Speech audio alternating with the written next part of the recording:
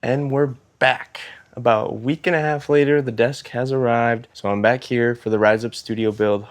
It'll be about 2 more days still. Today is finishing all of this nonsense. You see we got the old desk out of there. Gonna finish getting these out. And oh, another thing, the curtains arrived. So here are those. They're pretty close and matching to the acoustic panels I built. So that's awesome. But yeah, you'll get a full tour once everything is done. So putting the desk together, putting the video and lighting rig together, and then starting the wiring, the cable management, all that stuff. So yeah, should be a pretty fun day. Desk is in the garage. I'm gonna set the camera down and then start putting it together. Let's go. Just to quickly show you how the desk arrives. It's pretty massive. It's from AZ Studio Workstation, California. Shipped it all the way to Florida for us. So it is the Oxford desk sit stand, I believe we got. It's gonna be amazing. So let's get it set up.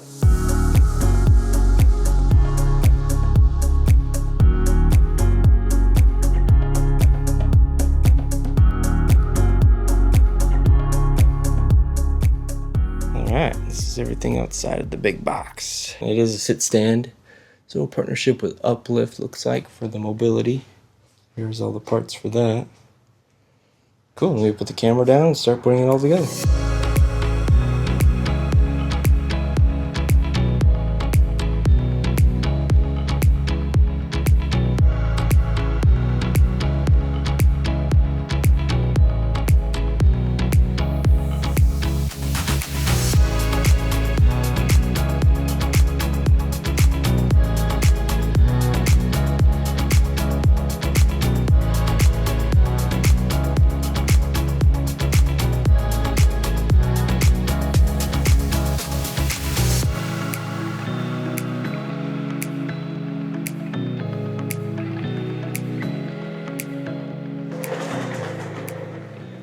Okay, desk is done. What a beautiful desk. It looks amazing. Now it's time to bring in all the clutter. So screens, MIDI controller, keyboard, mouse, install all the rack gear, but I don't think we have rack screws, which might be a problem. But we'll figure that out as we go. And then all the cable management. But yes, it's really coming together. But let's keep going.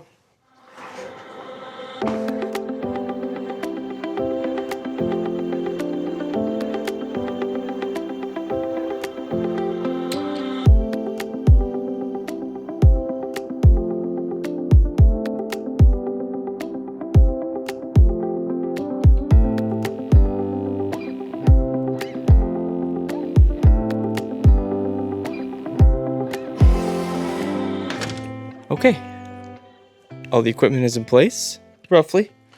Now it's time to do a dry run of cables. As you can see, I plugged everything in just to make sure we have all the cables here. I think it's important not to just go start tidying everything up right away. I like to start with the power and the data and then do the audio last.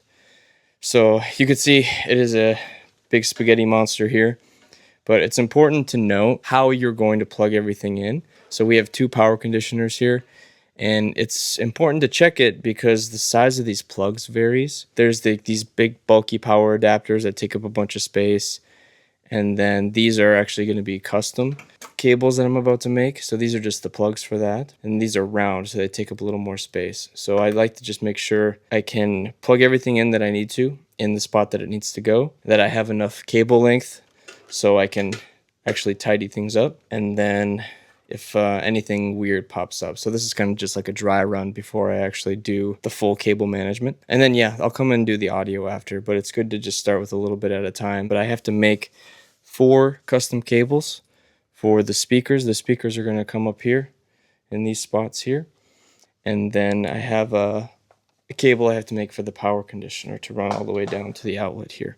So 4 cables. Power's pretty quick, shouldn't take too long. So I'll switch to time lapse again. You can kind of see as things progress.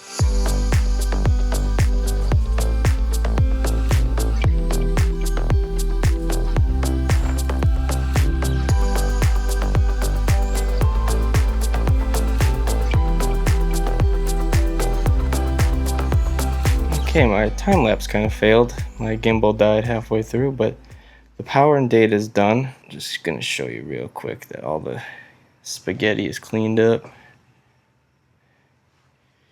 So we still got some stuff to do here with the audio, but everything is pretty clean. All the cables are labeled here. And we're doing it like the cable routing at the top position. That way we have maximum length, and then when it's brought down, it'll just curl up at the bottom there. And then these are still going to move, but I have enough slack to move them around. But you see, all clean, so it's looking great. And now I'm actually going to put the video and lighting rig together before I get the audio. That way there's more light in here, because it's looking a little dark. So you'll see that next.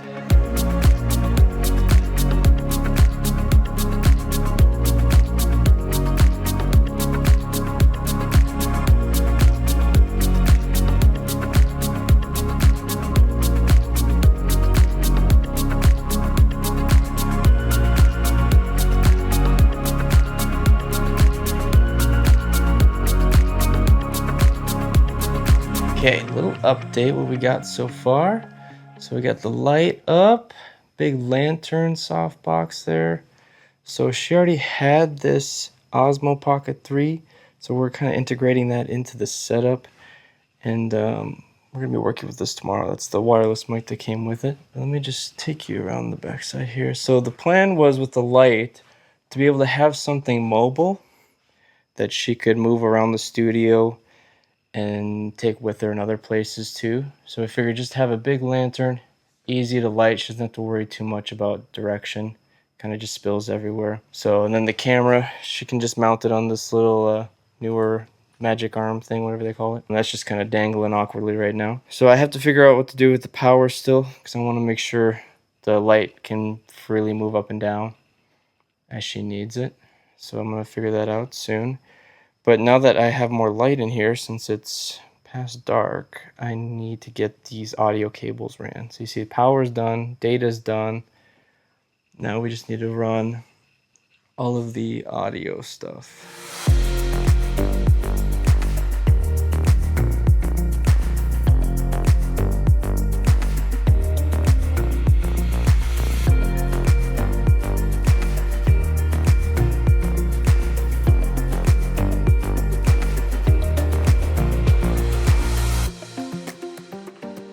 All right, this should be the last day of the ReisUp studio build. So I didn't film a wrap-up video last night. I was exhausted, didn't get out till pretty late. But we're back. A lot of cleanup left to do. You can see it's kind of a mess in here still. The main tasks are finishing some of the audio routing. So we got a couple cables to shorten. Gonna customize the length of those. And then we are gonna clean up, do a bit of a speaker crawl, make sure the speakers are going to be in the proper position, test all the video and audio connections in the software, make sure that's all good, and then do a bit of handover training later. I think we'll have plenty of time to get everything done today, so I'm pretty excited. Okay, so we're not making a bunch of custom cables this time around. It's mainly just shortening like little jumpers, because we didn't know exactly how everything was going to be positioned until now, basically. But instead of leaving a big spool of cable, extra cable length, like these 1/4 inches, for instance, from the Audient speaker tuning Aurea to the interface, like we have these 1/4 inch jumpers that right now are 10 feet. We're going to trim them down to maybe a foot. It does seem like a waste of cable, but you can actually use this cable for future stuff, so it won't be that bad. But yeah, basically I'm just going to position it, snip off where the end should be. As you can see, it's going to be quite a bit. I have to go to the other side, but so pretty much all of this for these two cables. So about 8-9 feet or so of cable. Going to snip all this off, and this will be used for other studio builds in the future, I'm sure. But let me position that, cut the ends, and then solder on the connectors back on the shorter cables. And the other ones we'll customize are probably the speaker cables, but we won't know that until after we do this speaker crawl and all of our measurements. But figured start with this, good way to start the day, and then finish up a couple of these other little ones. and then start making some noise. Okay, so that's positioned. Pretty much just gonna rough place it, right? Just a little jumper like this. You don't want it too tight, but I think we're good there. So let's send it.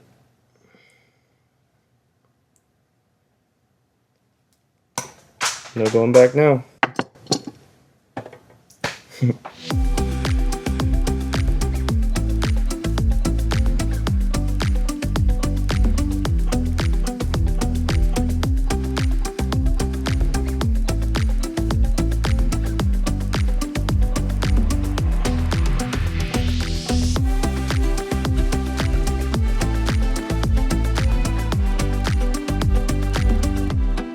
Okay, here are the cables, short little patch cables, labels on both sides.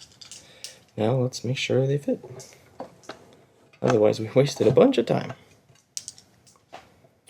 So main left and right. There we go.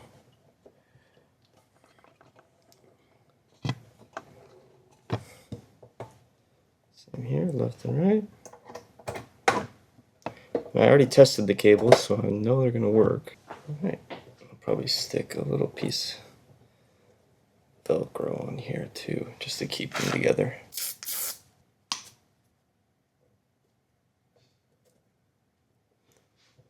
There we go, that's a little more acceptable. Alright, on to the next thing. So now it's time to do a speaker crawl. Basically, I'm just going to measure the speakers in 3 positions. I'm not going to go too crazy. This is not a time for perfection, because you can go inch by inch and move them every little bit and see where's the perfect quote-unquote spot, but we really don't need that. So I'm going to measure in 3 spots, basically against the wall here is like the control, along like the desk, like as close as I can to the desk without it bumping into stuff, and then about halfway in between, and just see with the measurements which is the best. So I'm not going to go too crazy. I'll do the same with the subwoofer, but separately. That one I'll probably measure a few more times because low end's a little trickier.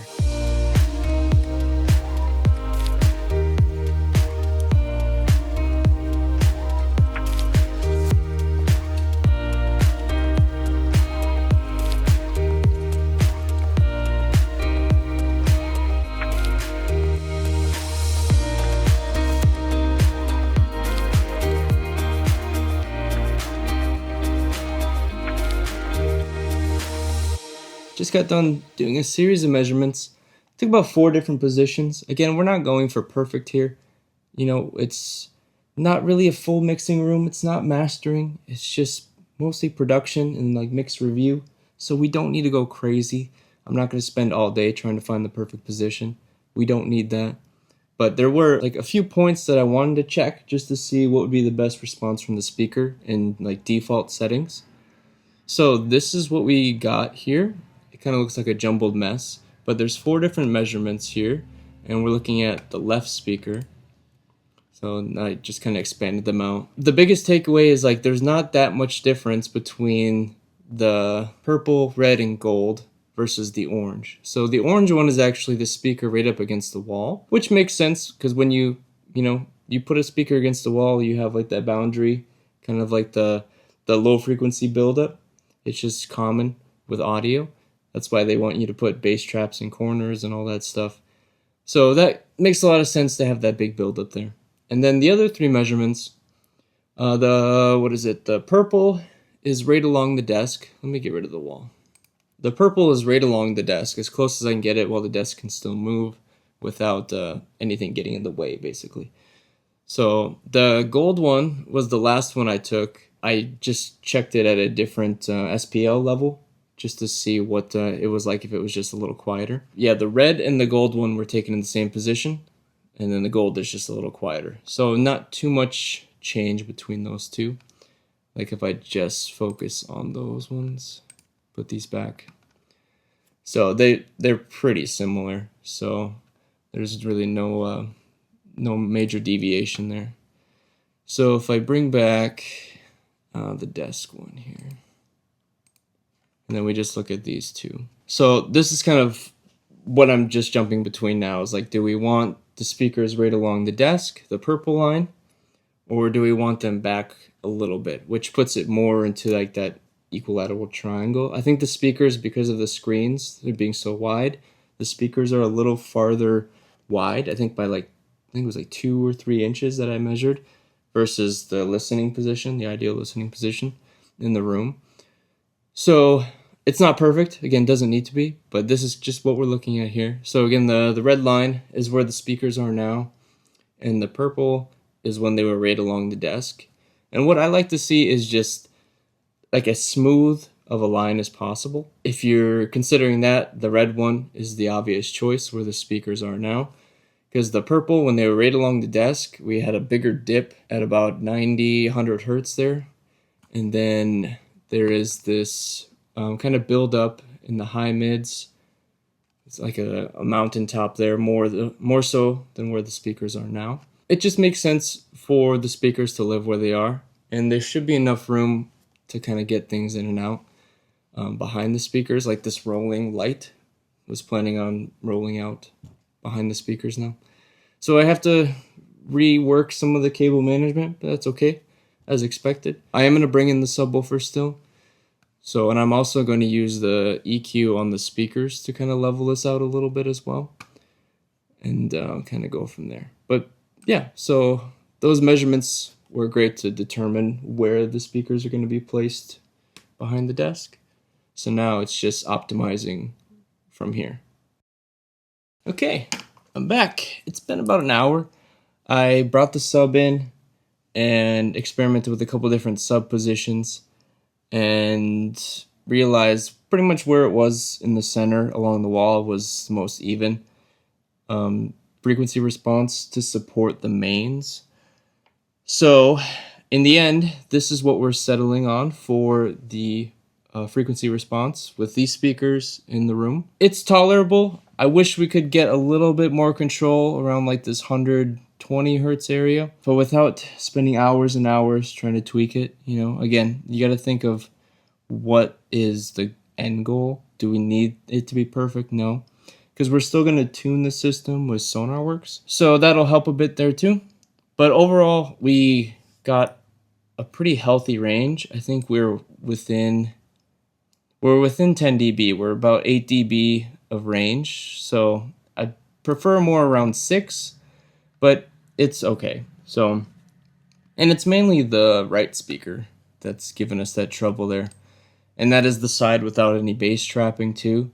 So that could be it. You see the pink line is a lot more even, especially in that troubled 100 hertz area. Yeah, so now it's going to be tuning this system with Sonarworks and then fixing the cable management, final cleanups, and then we are out of here. Well, after a little training and handover, but yeah, home stretch now.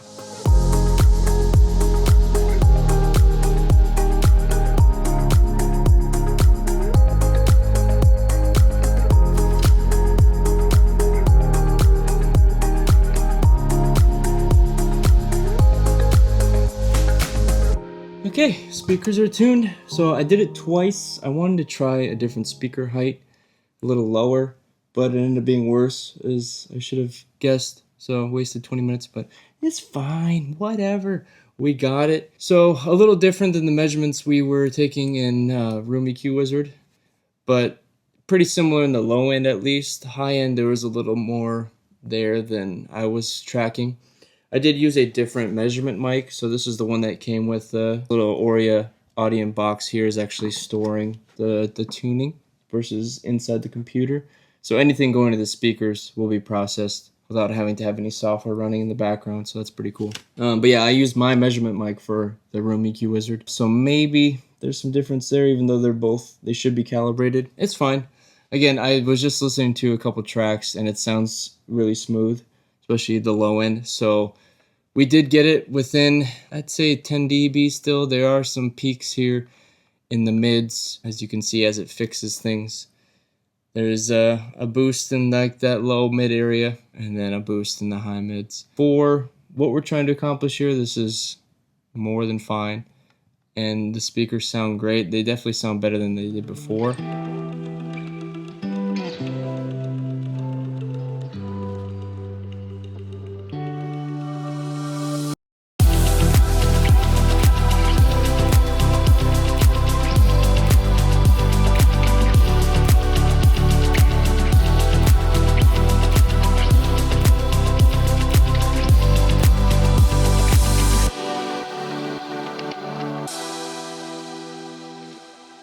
Okay, we're done. The ReisUp studio build is complete. Check out the space. I mean, amazing. So there's a lot of cool features that I should just walk you through real fast. So MIDI keyboard, she hasn't been able to use this, but now we got it fully set up and working. Extra space on the sides too. If she does ever want to expand to full 88 keys, she definitely has the room for it. Avantone mix cube all set up as the alternative monitor. Avalon, fully tested, working great. Now she has that working webcam so she can do the Zoom meetings and then like the online songwriting sessions and stuff, which she hasn't been able to do, which is great. So she has the SM7B for any Zoom meetings, and if she wants to lay down some quick scratch vocals or even actual vocals, the mic can work for that.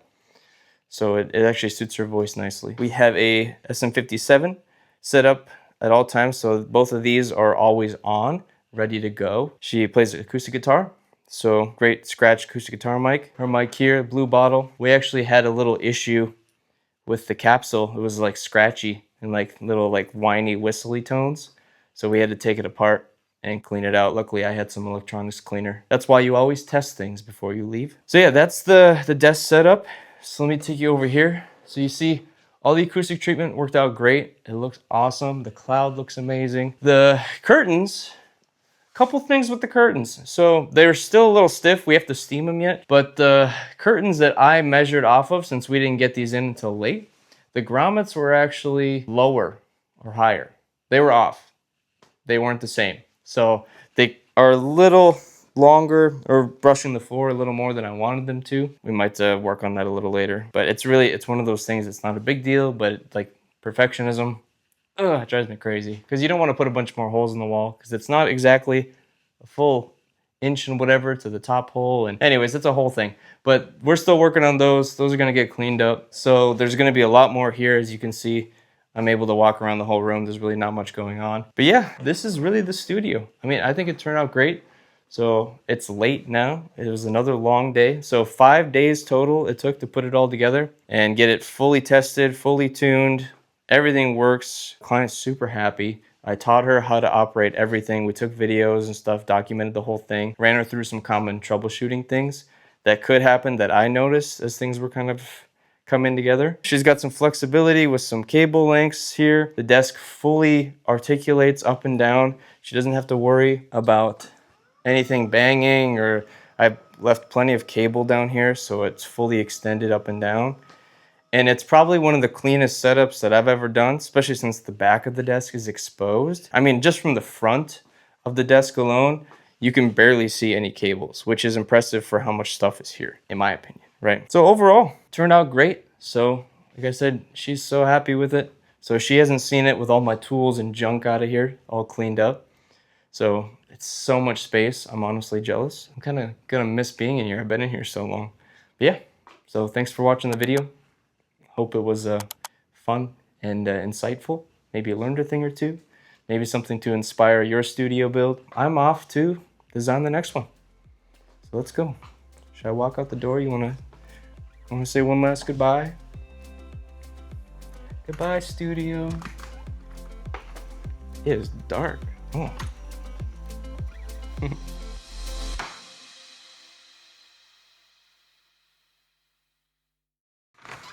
Just kidding, I'm back. I can't leave my phone. Come on.